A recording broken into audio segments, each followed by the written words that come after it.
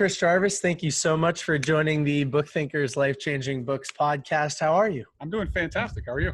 I'm doing very well. I'm super excited. This is my first in-person podcast experience. You have a beautiful home, so thank you very much for the invitation. Glad to have you here. So for those in the BookThinkers audience that don't know who you are, can you introduce yourself to everybody? Sure. I'll read it as my mother wrote it. So my bio, Chris Jarvis. I have written 16 books. I was the advisor to millionaires and billionaires, helping them with their tax and business and financial problems for a long time. Sold my business and then decided I wanted to give back. So I have taken the lessons from thousands of very wealthy people and put together lessons to help people figure out how to elevate and how to evolve in their lives so they can make more money, be more successful, be more impactful, and enjoy their way. Something I thought about your book, Giraffe Money, I thought it was very interesting that in the introduction, you paint this picture of, kind of in yesteryear, the rich and the successful, they were idolized. People really enjoyed looking up to those people. But now some popular media demonizes those people. They victimize them. They make them the bad guys. And so why do you think that is? What kind of shifted there? Interesting question. So in talking to people, I can tell you that when I was doing tax work for really wealthy people, some folks would be very excited about saving taxes, taking that money and reinvesting in some new business. But there are a lot of folks who said, hey, it's really a great country. I don't mind paying my tax. Yeah. But it was when they started being demonized and vilified that they said, well, hey, I'm employing people. I'm giving money to charity. I'm doing a lot of good. And somehow I'm the bad guy because I'm successful. That the mindset shifted to the hell with these guys. If I'm going to be the bad guy, then I'm going to keep as much as I can. Mm-hmm. So somehow it definitely happened somewhere over the last 10 years that the 1% became, rather than being idolized as you're super successful, you've done cool stuff, you're a titan of industry, it's, oh, you're bad because you have money. So it definitely happened. Who did it? People who are jealous. I'm not sure. Why do people want to take things from people who are successful? Why do Americans love to see somebody fall from grace? I don't know, but it's definitely happened. Well, as somebody who aspires to be very wealthy, who's elevating every area of my life, your book was a great tool for me because it helps me to become aware of a lot of different tools and mechanisms and strategies that the ultra wealthy, the giraffes of this world, are taking advantage of that maybe some aspiring entrepreneurs and people like me aren't taking advantage of. So I appreciate you sort of opening the doors on your life and the lives of the people that you work with and make some of this stuff more common knowledge. So I really do appreciate that. Well, and that's why I did it. So you're welcome. Yeah. And what I didn't realize when I was doing financial work for super wealthy people was that I was embarking in a 20-year masterclass of how to run a business, how to build wealth, how to be impactful. So it was very cool to work with people who made millions and billions, who were doing different things. And so when they brought me in to help them figure out their lives, protect them from lawsuits and other risks, reduce taxes, I had to dive really deeply into their businesses and understand what the hell they were doing. Yeah. And the interesting takeaway is that people who make a lot of money, people who want to save taxes make a lot of money. People who make a lot of money do a lot of wacky shit. That's the best way to describe it. I don't have any other way than, and I couldn't title the book Wacky Shit. That wasn't, maybe the next one. But the idea is that people do different things and they are different. And when I started thinking about how do you encapsulate how people are different, the giraffe made a ton of sense. And it wasn't just that the giraffe is taller and stands above everybody else. It's that it's how the giraffe did it. And the giraffe is the only animal that evolved to be more vulnerable. So the neck became more vulnerable. But in being more vulnerable, it can see things others can't and reach things others won't. And that's what I found from all these super successful people was that they had reached these greater heights, but they had done it because they saw things before other people saw them, or they saw things people never saw. Mm-hmm. And so that was really an important thing in the book, is let people know that every great idea was once idiotic and dangerous. Like that was it. So, and everybody I know who had a great idea, their best idea, no one's ever forgotten their best idea, was told it was terrible. It's stupid, it's idiotic, it's too risky, it's dangerous, you're going to ruin your career, ruin your reputation, but they did it anyway. And so that's the giraffe thing, is breaking away from the herd and doing things differently and being vulnerable. And that was the big theme I wanted to get across in the book, is that it's going to be different and people are going to tell you it's stupid, but that's the only way you're going to become successful, is by not taking all the risk management advice that is never going to stop coming. Well, there are a few different things I'd like to unpack there. But before we unpack A lot of the Book Thinkers family, we like hearing about the author's journey. What made you decide to turn your specialized knowledge into a book that everybody else can take advantage of? And so, when was the decision that you said, hey, you know what? I'd like to become an author and I'd like to open up the doors of the rich and the wacky and the successful and tell everybody about some of these secrets? So touche. So I threw a bunch of stuff at you, and then you gave me 5 questions in one. So I tend to do that. I'm going to do the best I can to try and unpack as many of those as I can. So I wrote my first book at 26, and I did it because I was 26 and I didn't really know anything. So I was trying to. It was a credibility builder. That how am I going to get 40-year-old and 50-year-old wealthy people to work with me from a distance without meeting me? So I needed credibility. So that's why I wrote the first book. And the first 12 books were all about knowledge. So that was, look how smart I am. Look at all this interesting stuff you don't know, and I'm going to give you information. So that was the first 12 books were absolutely low self-esteem workshop. Like that was my thing, was I needed something that, at least I believed I needed something, which may or may not have been true. Certainly whether I wrote 2 books or 12 books, I'm not sure it mattered, but I kept feeding that ego issue. But it's funny that the last couple books have been about giving back and trying to help people excel, not about getting people to become clients. So my first 12, 13 books generated 18,000 leads of people making 300,000 to 3 million a year calling me, asking for help. So it worked very well, but it was when I turned to say, I just want to give back and I want to teach people how to be better entrepreneurs, how to make more money, how to enjoy their money, how to be more impactful, that those were the books that became immediate bestsellers. So there was a lesson in there that they weren't selfish books. They were, how do I give back and help other people and inspire and motivate? And no surprise, probably to a lot of people, those are the ones that were best received.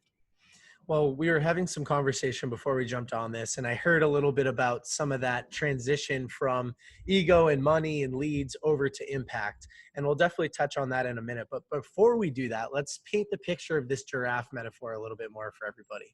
So it was 2002. And you went on safari through 4 different South African countries, and you had an amazing experience. You even put a picture of all of you guys in the book, and I love when authors do that. But you were awestruck by these giraffes. I think you said remarkable and a few other words to describe them. And so how did this come to be the foundation for all of your different business units and for, frankly, the title of this book, Giraffe Money? So like many people on a transformational journey, the time that you take action is not the first time you hear it. So with all the books that are out there, there's not a lot of new lessons, right? So the books that everybody's reading, I once had a mentor tell me there's only 2 self-help books. Think and Grow Rich, which is all about how you talk to yourself, and then Making Friends and Influencing People with Dale Carnegie, which is how you deal with other people. So there's only 2 things. What do you say to yourself, and how do you talk to other people? And every other book is some version of that. And for me, the giraffe was 2002, but it didn't become part of my message and metaphor and brand until more than 10 years later. So it was planted, the seed was planted, and I was very slow to tend to that seedling that somehow just kept pushing and kept pushing. So for me, it was after I was voted out of a company I started, homeless, broke. It was a miserable time in my life, suicidal thoughts. And I was trying to figure out, what do I do? Where am I going to go? What am I going to do now that I've lost my old career? And when I was trying to figure out what I did, I started talking to old clients and saying, why do you work with me? Why do you work with me? Why wouldn't you work with me? What was good? What was bad? And what kept coming was people told me, you helped me think about things differently. You helped me elevate my perspective. And that was a seed. And then it was still probably another year until they said, you helped me see a different path. So when I'm done talking to you, I'm looking at things differently and I'm considering a different path. And I started going back to thinking about the giraffe and how the giraffe eats, how the giraffe is born, how the giraffe lives, how it moves, what kind of groups it's in. It's not in a herd. And all of a sudden it started coming together with, again, slow learner, all the seeds are in front of me. Like I would tell most people, most the people you need to know, you probably already know. The lessons you probably need to work on or apply to your life, you've already heard. And so for me, it all sat there for a while. And it really was probably when my younger sister died and she had a really tough life. I was the prodigal son who did all these wonderful things, never could get my parents who were divorced to talk to each other. But when Dee was in the hospital and then in hospice and then died, it was at my parents' worst moment that I have my fondest memories, and that they were so kind and loving to each other and gracious to each other that it became, oh shit, like it's the vulnerability that brings people together, not the strength and the accomplishment. So then that was the the lightning bolt for me of, oh my God, vulnerability is more important than intelligence. And then the metaphor really kicked in with the giraffe of, oh, the giraffe is that only animal that became more vulnerable, not stronger, not faster, but more vulnerable, that it allows it to see other things and reach other things. And truly in my life, when I started to become more vulnerable, I saw better connections. I saw better ways to work with people. I found ways to be more impactful. I'm on a bunch of boards for nonprofits. I started Giraffe University.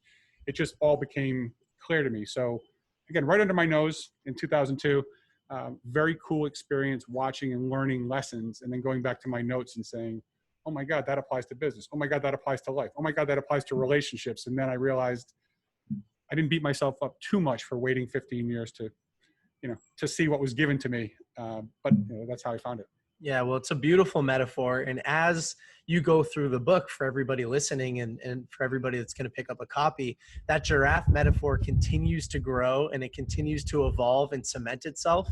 And so, we'll get into this giraffe versus zebra metaphor, which I really like. You kick off path number 1 with that. But for people who are listening and they think, okay, Chris works with all these millionaires and billionaires, I'm not that person yet. Maybe this book isn't a good fit for me. You lay out some statistics in the beginning of the book. And the one that I wanted to point out is that there were over 675,000 new millionaires in 2017. That number blew my mind, and it gave me a lot of hope of like, okay, well, maybe I do need to protect my wealth. I am going to become one of these people now. And so what do you say to everybody that thinks, maybe this book isn't a good fit for me? I'm not a millionaire. I'm not a billionaire. Well, the number one thing to becoming successful is mindset, and it's understanding that every great idea was once idiotic and dangerous, and that the beaten path is really the place that you get beaten down. Yeah.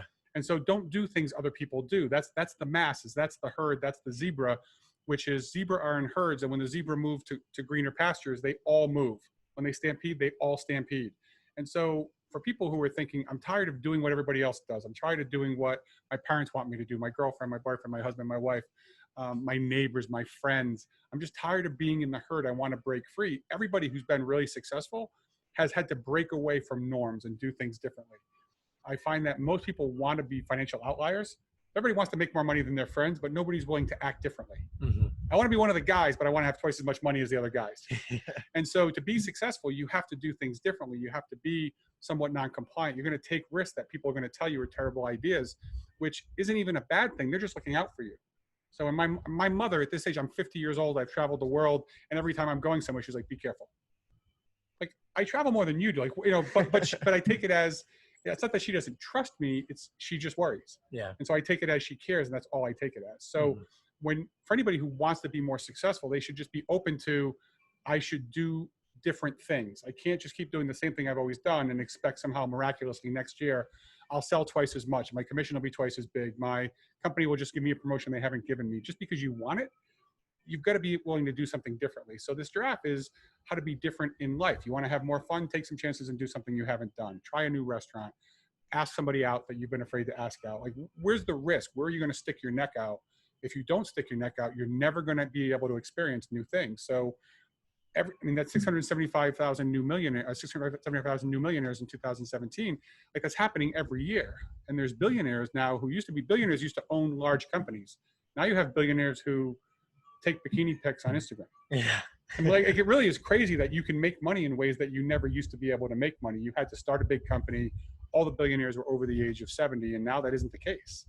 So there's actually 12, I think, new billionaires under the age of 40 in the last 3 years. So it's crazy how much this changes. So I really think the advice is about mindset and how you can elevate and get away from what everybody else is doing. So whether it's, I don't want to be a billionaire, I don't think I ever could. Well, do you want to be more interesting? Do you want to have more fun? Do you want to have better relationships? Do you want to be a better father, a better brother, a better son? Like, all this mindset can help in all of those areas of your life. Wow. I'll have to go back and rewatch that, because that differentiation is what we're building this brand around. It's that you can take these personal development books, you can take a risk on the advice that's being given to you, you can implement it into your life, and the outcome will be better.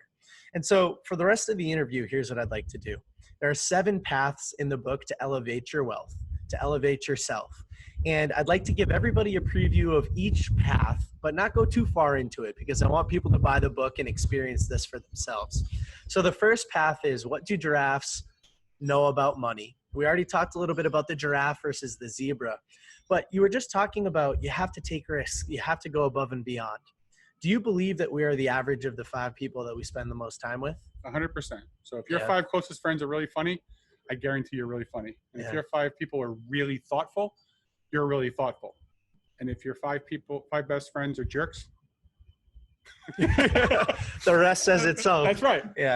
Yeah. So then what happens if the 5 people that you spend the most time with are zebras? What if they're part of the herd mentality? What if they don't go out there and take risks? How do you get giraffes into your life? You ask. So, I mean, the irony of how do you get giraffes into your life is you have to actually be a giraffe. So you have to reach out and ask somebody. So there's part of that conversation of, we're having this conversation today, but we hadn't met each other a week ago. So somewhere there's a conversation of, hey, what do you think about this? Or do you want to be on the show? Or will you come to my house? Or, I mean, there's some conversation that happens that you don't know the answer to. So it's talking about the things that you want, sharing your dreams. And it's funny, when you share your dreams with people, they can say, oh, that's really awful or scary. Or they can say, wow, that's really cool. I have that same dream. Or I know somebody you'd really like to get to know. And so putting yourself out there and being vulnerable is, again, it's a great lesson. And most people want to help you. They don't want to put you down. Maybe that's the case when you're in 4th grade or you're in 7th grade and you've got Mean Girls and you have that whole age of where power is considered to be popularity. But that's not the case with adults. Most people, if you know somebody needs something and they tell you, my first thought is at least, well, who do they need to know and how can I make an introduction? So the first thing with the giraffes is just ask people and find out who has that dream. And the beauty now with social media is it's really easy to find people who have the same interests. What are the odds that you would have found 100,000 people who are interested in books hanging out in, the suburbs of Boston? Like, good luck. Yeah, not very high. I didn't know any. Oh, well, right. So, but you created a community and now you have people doing this. So it's that's part of putting it out there and letting people know what you want. And that will attract people with similar interests. Yeah, no, it's brilliant advice.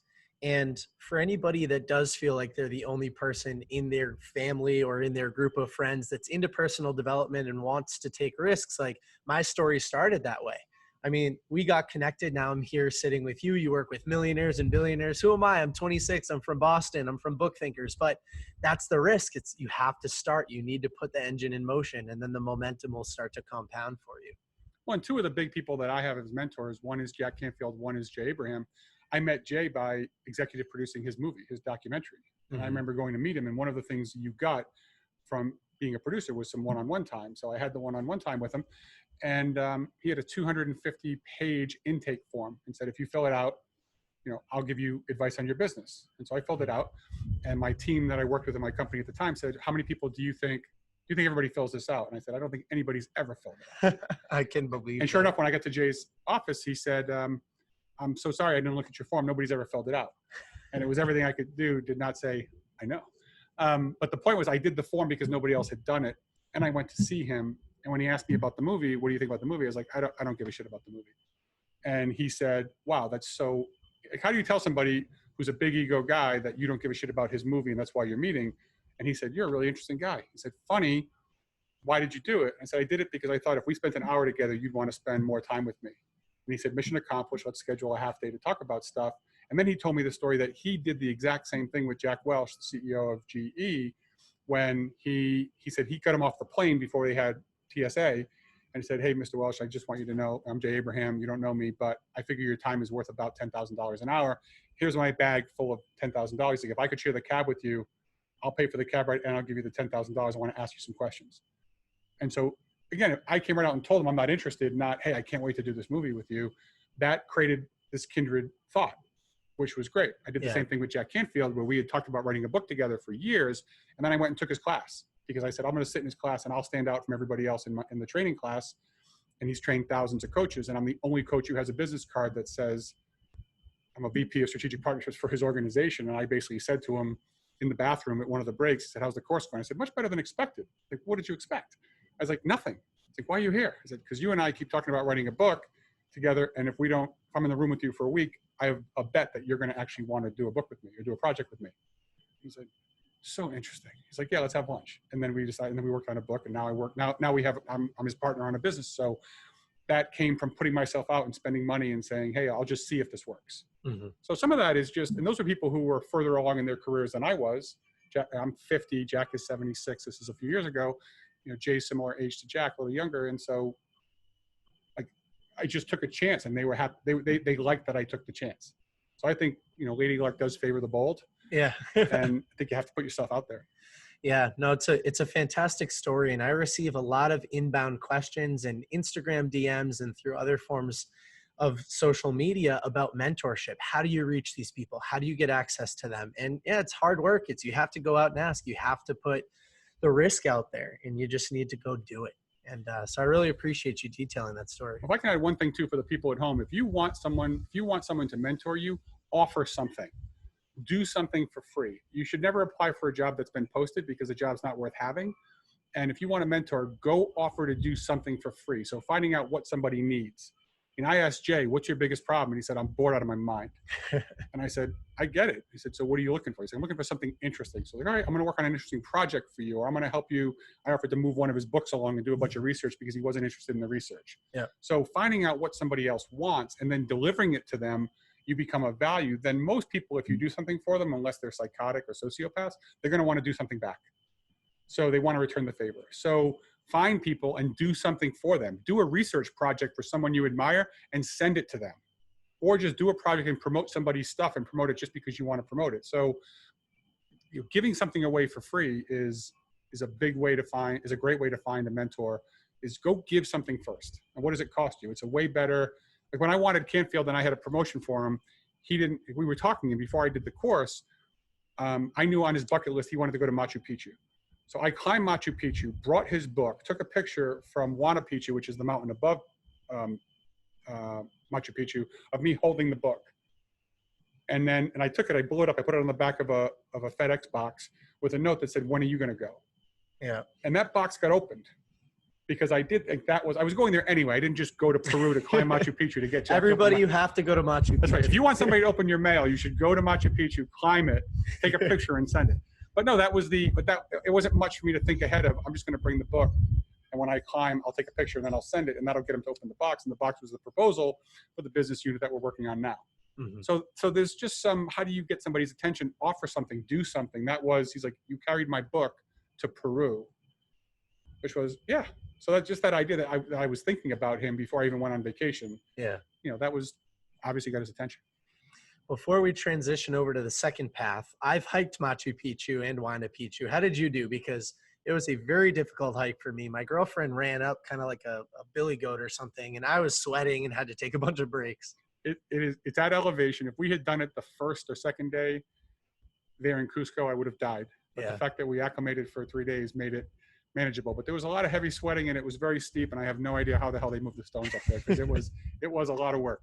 I love to bring books and take pictures with books in extreme places. So every once in a while, you'll see one of those on the Instagram.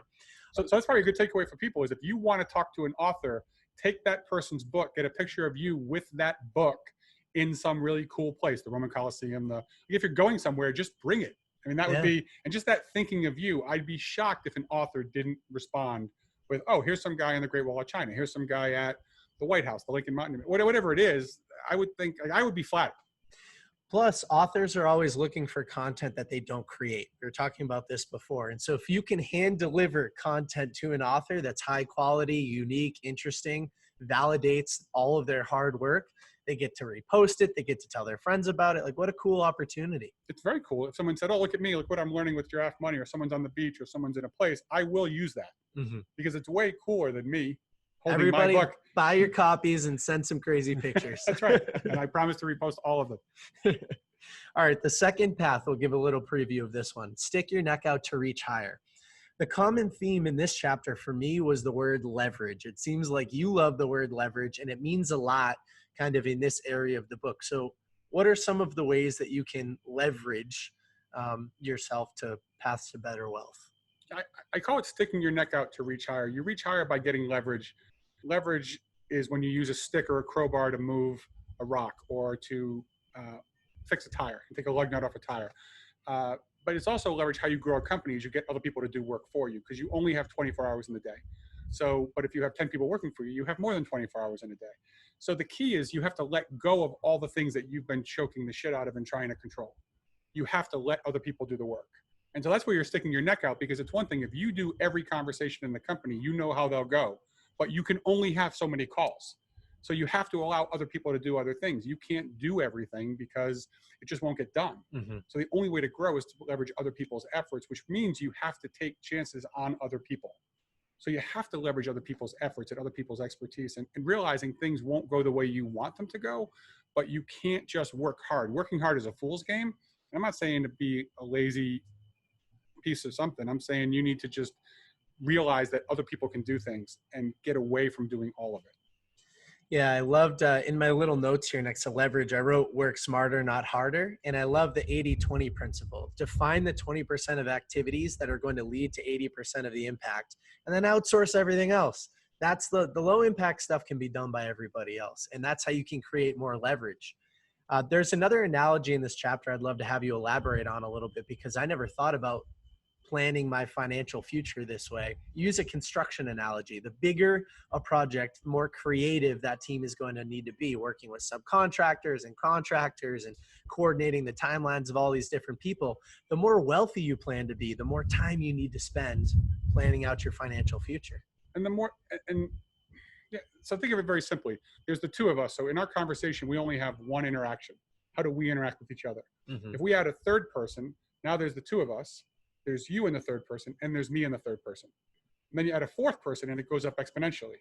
So now you have more interaction. So the more things you have going on, the more things that can go wrong, the more complicated the dynamic is, right? So the two people can get along really well. 3, it gets tricky, because while I'm talking to you, somebody's being ignored. Yeah. Right. So it just becomes more complicated. And I mean, today we're at my house and I'm replacing a jacuzzi tub that never worked. And so I'm happy to let the world know that jacuzzi's not very good, but it was a $7,000 tub that never worked from the day we built the house. But we have to get the plumbers in here, we have the tile guys, and we have the electrician. And there's just a lot of things that have to happen to pull this thing out and redo it. But that's a more difficult, that thing had electric and water and tile and drywall. And so all these people have to be involved to get this project done. And of course, in a house, now you have heating and you have flooring and you have appliances, and you can't do all that stuff. So you have to have a general contractor. You have to have the lead electrician, the master electrician with the subs underneath it. So yeah, the more complicated your money gets, you're going to understand retirement planning, business strategy, taxes, insurance, property casualty insurance, investments. It's just a lot of stuff that if you try to learn everything, you'll end up doing a bunch of things half-assed, and you'll never get to that holy grail. Yeah, that's great advice. The third path is titled, Don't Stumble into the Lion's Den and Get Eaten. And you had a subtitle chapter in here that I thought was super creative. By the way, quick side note, your subtitle chapters, or the chapters within each path, very creative titles. I loved all of them. I was kind of laughing to myself when I read this one. It's called Social Distance Your Assets. So this is a lesson you'll learn in a lot of other books. Don't have all of your eggs in one basket, but what a creative way to put that. So why should we social distance our assets?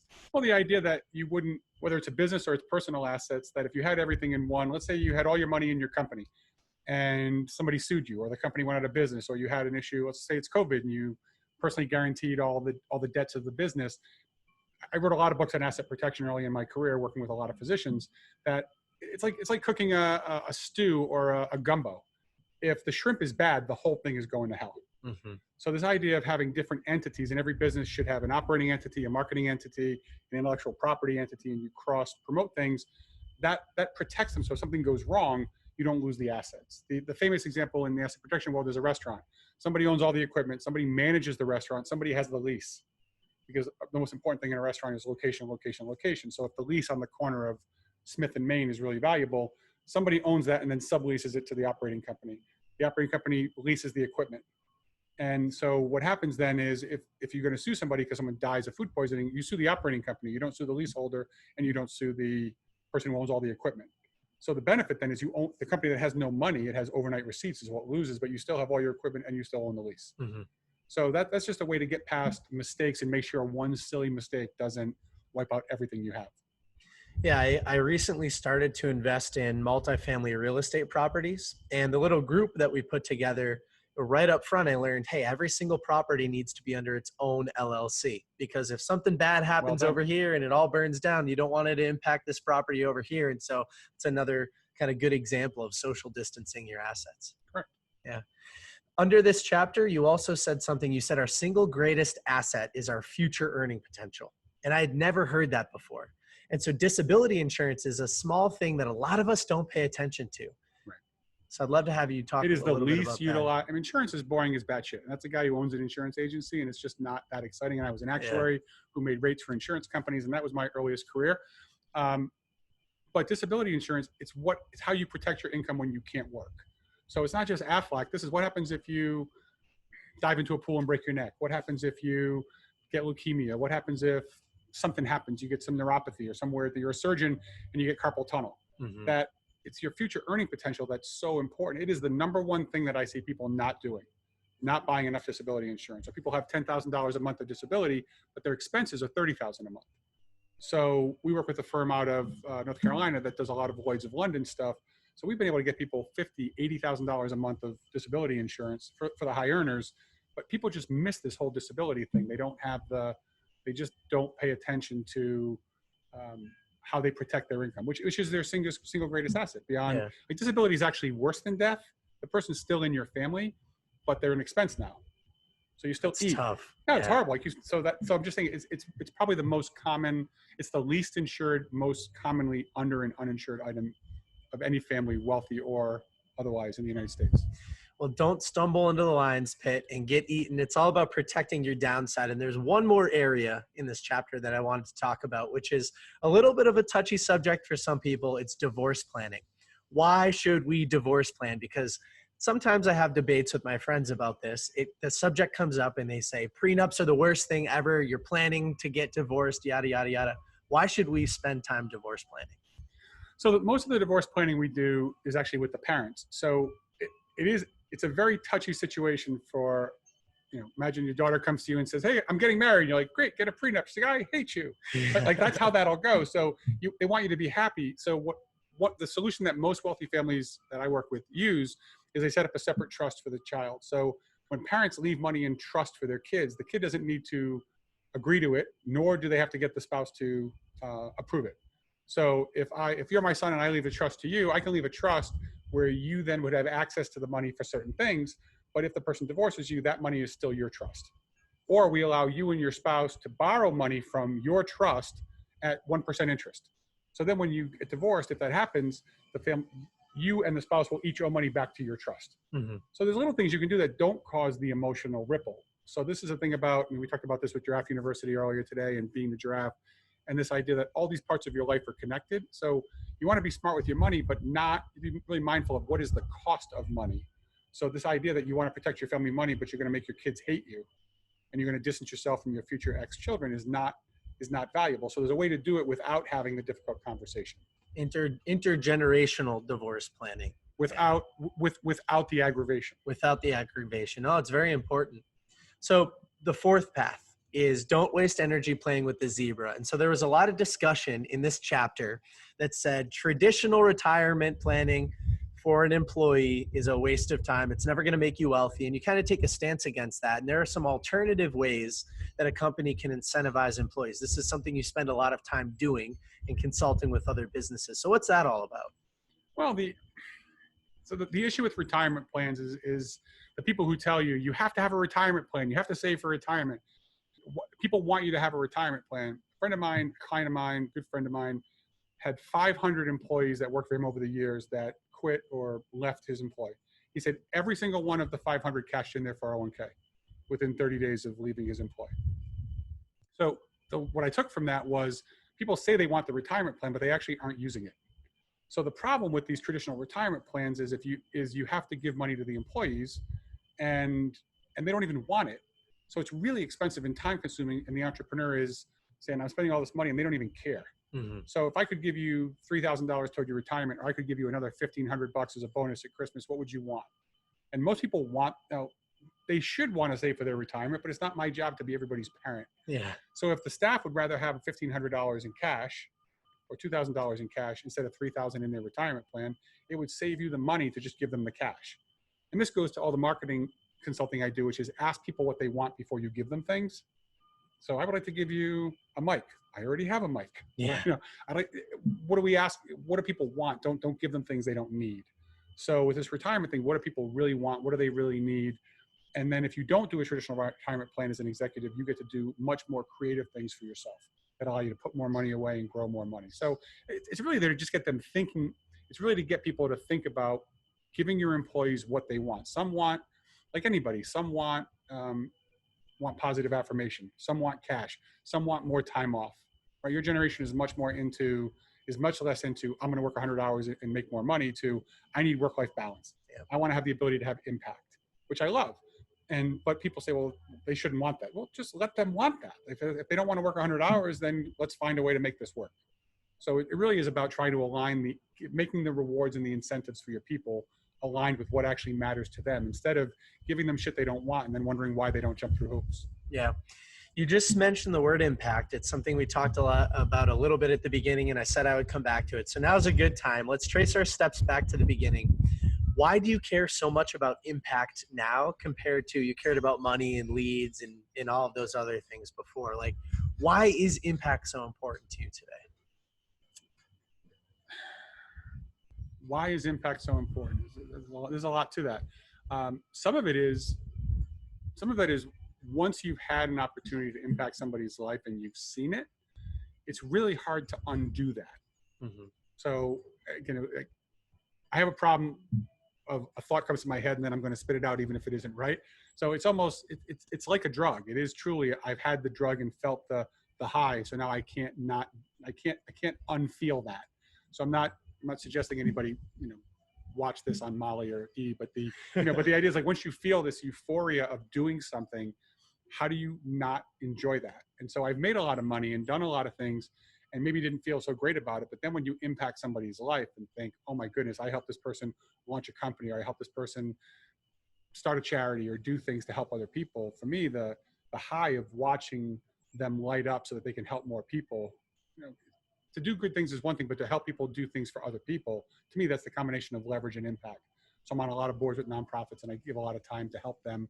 I think part of it is age. I'm 50, which is closer to death than 40. Yeah. When I was 25, I thought 50 was 100. And now now I know it feels like 100. So I think for me, it's the joy of seeing that and then wondering what is your legacy and what are you going to leave behind? And I also think part of it is having children and just knowing the impact to have people you would die for. Some of that just comes with age. That when I was 35 and single and living on the beach in Manhattan Beach, really wasn't thinking about legacy other than hoping I had a legendary evening when I went out. It wasn't, it was very different. Yeah. Well, I've started to care a lot more about impact in my personal life. When I was in my late teens, early 20s, I operated from a place of ego and insecurity, and it was all me, me, me. A lot of my actions were very selfish. And because of that, I developed a non-empathetic persona around myself. And so now that book thinkers, I've tasted the poison. I love the impact. I've transformed in that direction, and I'm never going back, just like you aren't ever going back. But it's tough sometimes for me to stand up and say, hey, I care a lot about impact because it's pretty new for me. Well, but you're 20 years ahead of most people. So I come across people who are in their 70s and their 60s and their 80s, and they're asking the same question: is there more? So as much as the millennials catch a lot of shit from the older generation saying, you guys don't, you're not hard workers, you're not willing to grind it out, you don't know what tough is. Yeah. It may all be true, but the point is, most people I work with who are really successful, they get to a point where it's, now what do I do? It's either what do I do with my life? I'm not used to doing anything other than making money. A friend of mine met the Dalai Lama, who said man is the most intriguing character because he gives up his health for money and then spends all his money trying to regain his health. Mm. And it's a true story that he heard him say that to him. And I find these older people who are trying to figure out purpose, or they're trying to teach their kids purpose after they've given them this life of, I'll work so hard, so I'll just give the kids a lot and make up for the fact that I'm not there, and then wonder why they're not purposeful. So people get to this point and want it. The fact that your generation, and you in particular, are really into impact and purpose it's really special. It's a wonderful, my interactions with younger people in the last 2 years have changed where I thought the same thing, that because I was also gauging it on teenagers who don't care what their dad does. But But I realized young people take this advice and they go and do stuff with it. And that's so cool that it's changed my focus from, I don't want to spend my whole life working with the 70-year-old rich guy and helping figure out how to save $100 million in taxes or sell a business. It's how do I inspire the next group of 1 million people to do cool things. So I love where you are. And it's you may think you're not there yet, but you're so far ahead of everybody else. It's always going to be a work in progress, but I love the transformation that you went through as well. And I can see, your last two books, one was about how to make money. Now this one's about how to preserve that money, how to take care of that money. You're protecting people's downside. And so that is a really big impact. Yeah. I'm trying. Yeah. Yeah. One book at a time. And one more thing that you just mentioned that I'd like to touch on is I read a book called The Top 5 Regrets of the Dying by Brawny Ware. And she talks all about how at the end of people's lives, their number one regret in life is that they didn't live a life true to themselves. And so impact, a lot of times it does feel good and you want to prioritize it, but then you end up working for money instead because you care about everybody else's opinion. Your dad says, hey, you need to go get a good job, or your mom says you need to make more money, or your spouse says, hey, you really need to take care of the kids, or whatever the case is. And all these pressures boil down on you, and then you don't live a life that you want to live. And so what are your thoughts on that? I mean, you talked a little bit about prioritizing your time. Yeah, I have a lot of thoughts on that. And that is that's what we're really trying to do with Giraffe University, is help people find a path that's true to them. Mm-hmm. And what is it that you want to do? And as I mentioned earlier, the beaten path is where you get beaten down. I mean, that is the living for other people's expectations is a real dangerous place. Yeah. And it's playing with somebody else's currency. It's not real. So figuring out what matters to you and being vulnerable with, hey, this is just what I want. I want to do this. That's our, the Pathfinder we're working on is helping people see the interactions between the different parts of their life and understanding what the cost is of pursuing one thing. It doesn't make it bad. Just be aware that there's always some give and take. And I don't think people go after money because they're broken. I think the problem also is, as a mathematician, we all do the things that we measure, right? We pay attention to the things that we measure. So if your doctor says you need to get 8 hours of sleep, you will chart, when did I go to bed and when did I get up early? If the doctor says you should drink more water, you're going to measure your water and you're going to get your 120, or I do 200 ounces a day because I monitor it. When I'm not monitoring it, I'm drinking 40 ounces of water a day. I mean, it's not even close, roughly, but I'm not monitoring, but I'm guessing. If they tell you to do steps with your Fitbit, then you walk your 10 or 12 or 20,000 steps. So whatever you measure is the thing that you work on. So because we don't get measured responses from our kids, from our spouses, from our girlfriends, from our friends, we don't work on them all the time. So I think the thing with the money is you get the check, the commission check, the followers, the likes, the views. I mean, you start obsessing about things that really don't matter, but it's the thing you can measure. So what are you going to do? The thing you want to see, I did this, and you can measure and go, my to-do list, I checked it off. So I think some of that is just, we have to change people's mindsets to measure things that matter so that they'll actually put the time in. Yeah. No, it's a lesson that reigns true through a lot of personal development type books. I mean, you can't measure what you're not, or you can't manage what you're not measuring.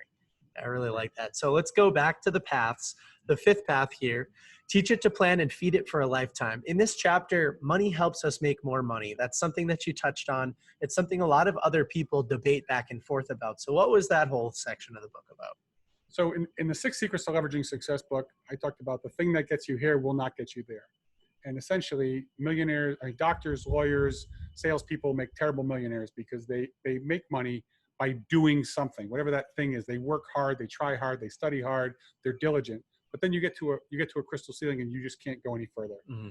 And then you have to change what you do from doing to building. And ultimately, you are going to run out of time. Last I checked, Father Time is the undefeated champion that no one has beaten. That is true. So everybody will eventually get beaten down by time. So you run out of hours. Everybody says, if you could have one thing, what would you have? It's more hours in the day.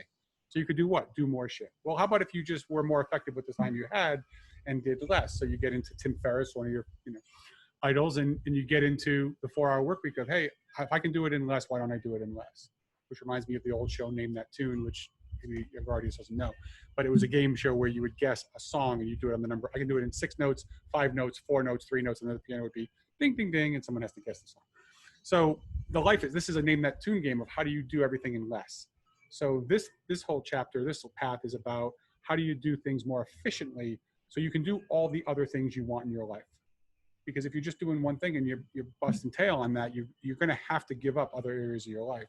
And so you're never going to get to a high level. You're never going to be able to enjoy other parts of your life if you can't figure out this work thing and this money thing without you working for it at every turn. Mm-hmm. Yeah, I've been spending a lot of time trying to analyze that 20%. What are my high impact activities?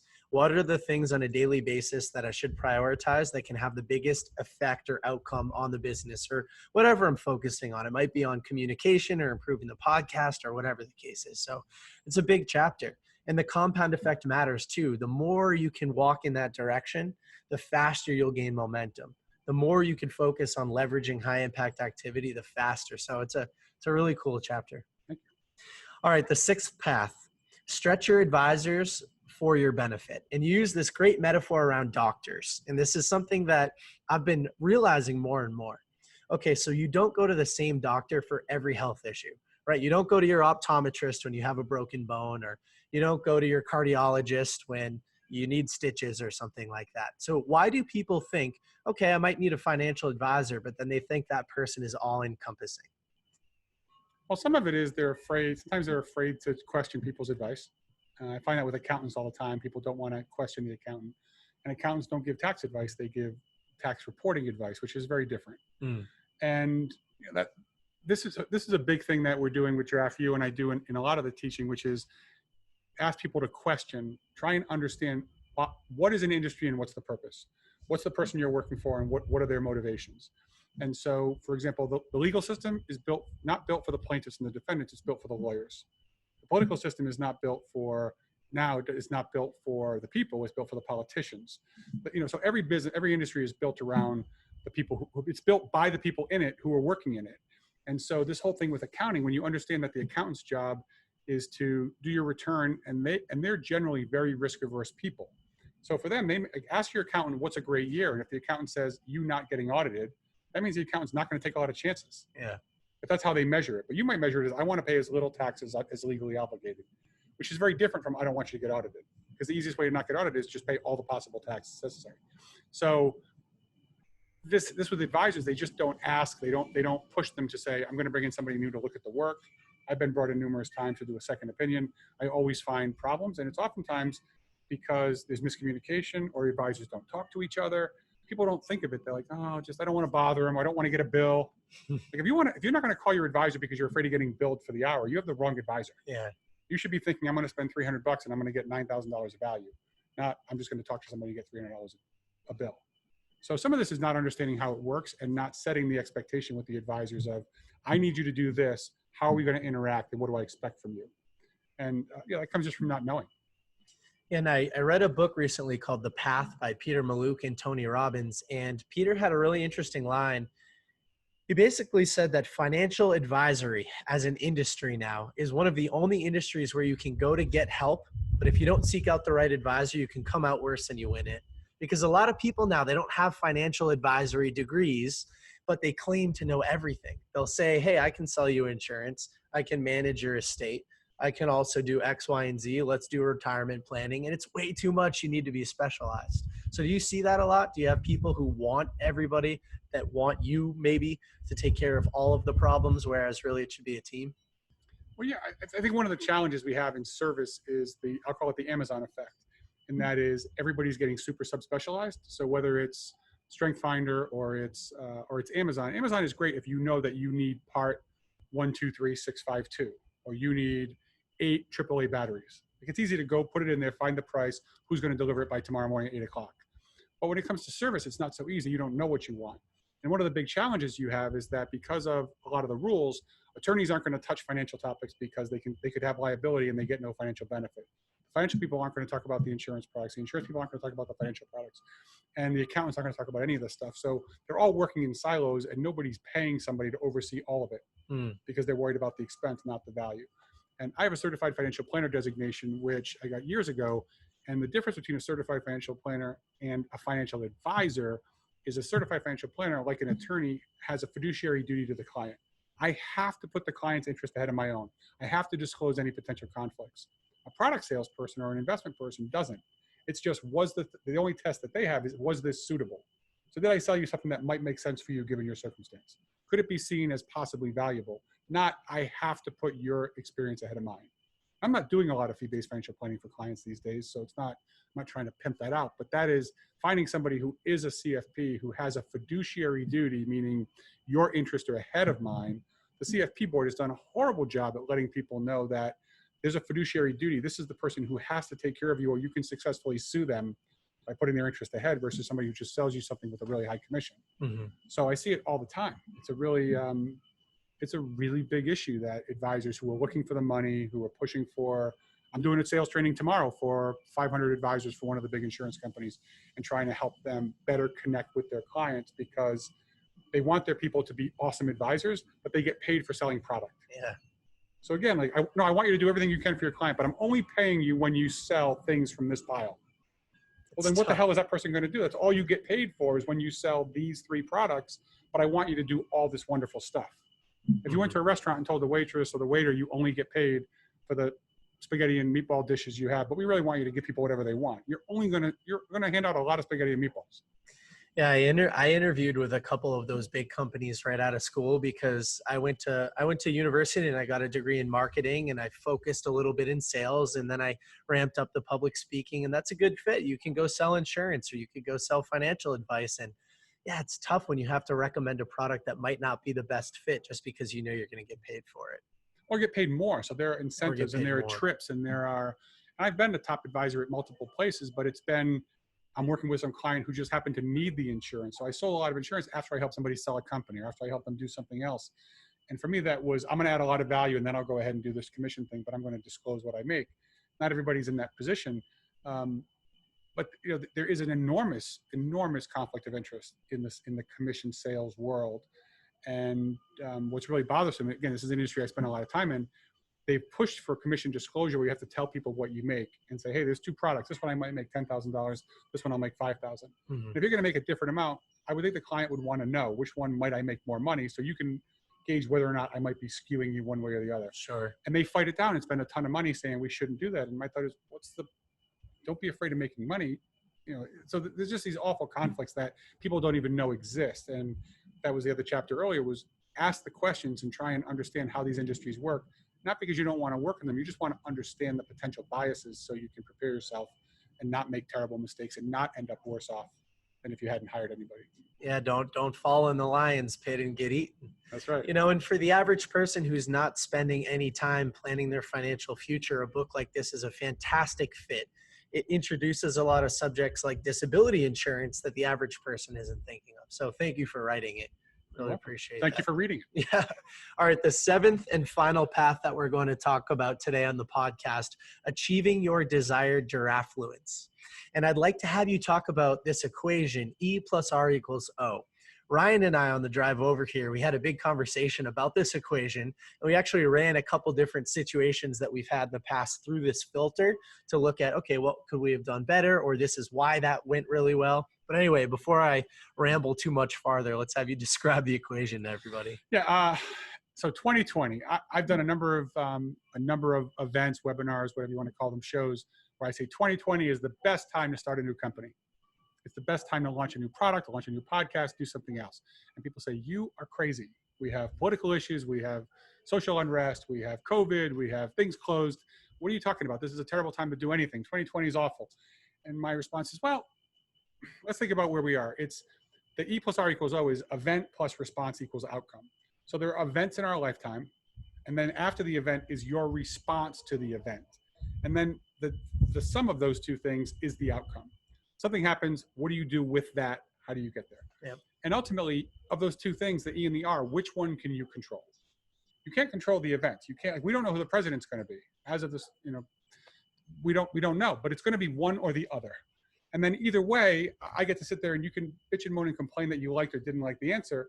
But ultimately, how are you going to respond to this, realizing that the world will be a little bit different? Maybe it'll be taxes might go up, they might go down. You might have different incentives in different types of businesses and economies and industries. And okay, like it is what it is. Now, what next?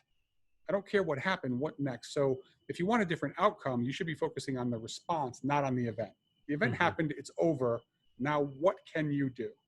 And so the thing that comes after the E plus R equals O is the 100% responsibility, which is a corollary that I have to talk about, which is whenever there's a problem, taking 100% responsibility for the outcome changes the way you do stuff. Because if we're working on this podcast and I say, okay, you have 50% responsibility for this thing going well, and I have 50% responsibility for going well, and it doesn't go well, it's obviously because of your 50%. Right? But if it's what's 100%, it becomes, I'm going to make this thing great no matter what happens. You act differently when you say, I'll do everything I can. And for me, that was a huge lesson, that always seeing something as it's my responsibility. There's no decision tree. Well, if this person, if I can get that person to do it. No, forget whether the person does anything. What can you do? They do it, great. I have a response. They don't do it, fine. I'm going to move the next thing. Yeah. So I can't get this one client. I can't get this podcast guest. I can't get this book promotion. I can't get this publisher. I can't get whatever it is. I can't make this really important connection to this influencer. Okay, fine. What can you do? It's not somebody else's fault that you didn't get there. Don't worry about it. Just what else can you do? I couldn't get Jack. So what did I do? I took the picture from Machu Picchu and sent it to him. Right? We still couldn't iron something out. So I went and took his class and spent $20,000 so I could be in the room to make sure we got it done. Like that's the, what could I do? So I wanted to, I removed all of the, well, he's just not returning my stuff. Well, okay. So rather than whine about it, get out there and do it. So that's that E plus R equals O with the 100% responsibility, which to me changed my life. It changed my relationship with my kids. It changed my relationship with my wife.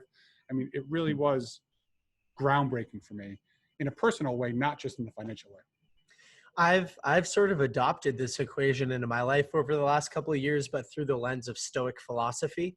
And so reading a lot of these older Stoics, they have a love for fate. Like, you can't change what the outcome is going to be. Your reaction is the only thing you have control over. And therefore, if you want a better outcome, learn to control your reaction. And so something that I've done personally is adopt a meditation into my life. And I feel that when I'm meditating a lot and I'm meditating consistently, and I do guided meditations through the app Headspace, I have a little bit more time between the event and my reaction. And so I can use and filter my decision-making through the lens of some of these amazing books that I've read, like yours. And that gives me a better chance at a successful outcome. And so I still have to take responsibility, but I can also gain a little bit of leverage through some of this meditation and stuff. Do you ever meditate? Have you ever spent any time? I do. And it wasn't until 2 years ago that I started meditating. It was when I was working with Jack, and I could never meditate because my head was so busy. And I would start meditating and it would be, is the stove on? What kind of stove do I have? What can I put in the stove? How long do I want to put brownies in the stove? How about if the brownies were elevation? What if I did this in Denver? Would it be longer or shorter? How much shorter? And I would go down this rabbit hole and I could never get there. But when I started doing meditation is when I had all my big visualizations. And it's when I had, I could even conjure up the sound of a bird in the tree. And I started to see things, and I had this calmness and this stillness that I had never had. And I always had a racing mind, but the meditation, without a doubt, did a ton for me. And then I did the heart math, which is an app, and it clips to your ear. And if I do the heart math breathing 3 times a day for 5 minutes, I don't usually sleep much. When I started doing the heart math, I would fall asleep in that 5 minutes every time. Wow. So it's something to just slow so the meditation is fantastic to get your life to ease things and to just help you ask these questions. And it just gives you a little bit of, I would always call it room. It would give me some space to not feel like I have to respond right away because something's on top of me. It just made me feel like there was a little bit of, it just slowed things down, if it makes any sense. No, it definitely does.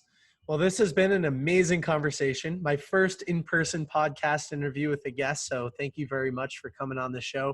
For those that want to learn a little bit more about you or your books, where should they go? What should they do? So best place to go is Instagram, Chris Ray Jarvis. So if you go to Chris Ray Jarvis on Instagram, that will have a link to everything from there.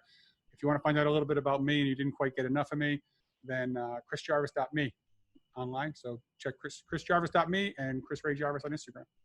Be the giraffe.